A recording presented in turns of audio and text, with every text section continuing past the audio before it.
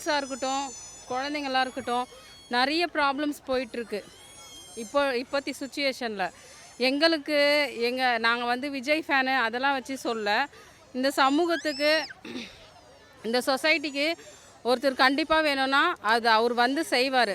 அவருக்காக கண்டிப்பாக எல்லாருமே சப்போர்ட் பண்ணுங்கள். அவர் வந்து நமக்காக அவரோட ஃபீல்டை விட்டு எல்லாத்தையுமே விட்டு அவர் வந்திருக்காரு. அவருக்காக எப்போவுமே சப்போர்ட்டிவாக நாங்கள் நிற்போம். கரூர் விஷயம் அது வந்து ஆக்சுவலி அவர் சொல்லியிருந்தது ப்ரெக்னன்சி, குழந்தைங்க அவங்களாம் வர வேண்டாம் தான் அவங்க அவாய்ட் பண்ணாங்க. அதை மீறி போனது இவங்களோட தப்பு. அதே சமயம் ஒரு விஷயம் அவங்க சொல்லியிருந்தாங்க, இவ்வளோ பேர் தான் வரணும், இவ்வளோ தான் அலௌட் இருக்குன்னு சொல்லியிருந்தாங்க. அதை மீறி போனது அவங்களோட தப்பு தான்.